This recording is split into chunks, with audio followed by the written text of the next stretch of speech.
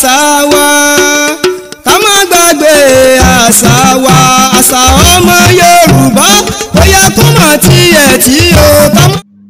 ẹ kú kàlẹ́ o gbogbo ẹ̀yin olùtẹ́tí sí wa orúkọ tèmi ni Yahya Muhammed tí ń ṣe ọmọ níbi SB Bakare. Bàbá là máa pàdé lórí ètò àwọn bàbá tara sìnrìn àjò síwájú pẹ̀lú ìrètí pé láyọ̀ àti àlàáfíà ni bàbá ó bá wa, àmì àṣẹ. Níbo la fẹ́ lọ lónìí lórí ètò wa? Ẹ bá mi dé Ìlọrin.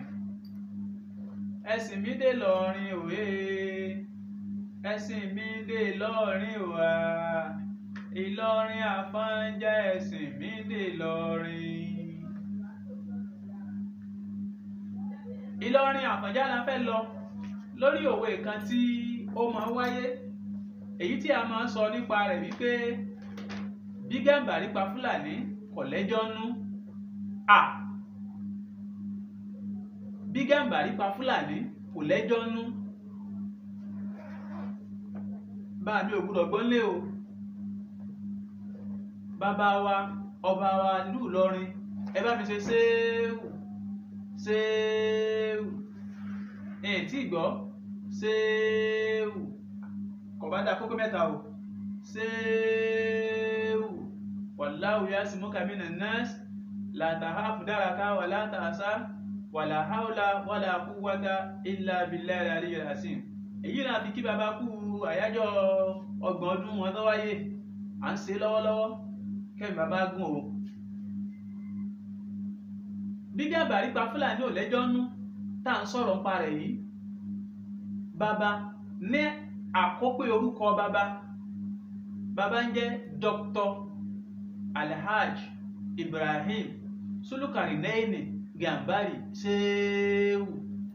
Bí a bá wo ìran bàbá jẹ́ Fúlàní, Gàmbàrí sì hàn nínú orúkọ bàbá pé Sulukarinaini Gàmbàrí.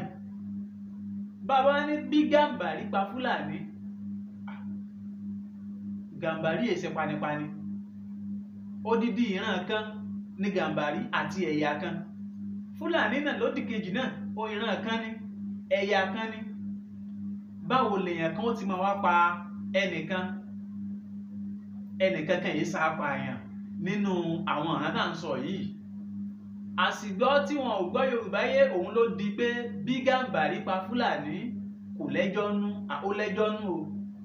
Ohun tí Yorùbá ń sọ ni pé bí Gàmbàrí fọ Fúlàní kò lẹ́jọ́ nú, nítorí pé bí Fúlàní bá fọ Gàmbàrí ìkànnì, bí Gàmbàrí gangan náà bá tún fọ Fúlàní, bí bàbá wa nísìnyí ti wà lérí àpèrè wọn, Fúlàní jáde lẹ́nu wọn, Gàmbàrí jáde lẹ́nu wọn. Bàbá tún lọ sílé Gàmbàrí bí táwọn náà tún jẹ́gẹ́ balógun Gàmbàrí, àwọn náà tún fọ Fúlàní. Èyí ló fi hàn wá pé bí Gàmbàrí bá fọ Fúlàní kò lẹ́jọ́ nú, bí Fúlàní bá fọ Gàmbàrí déédéé ara wọn ni ó ṣe.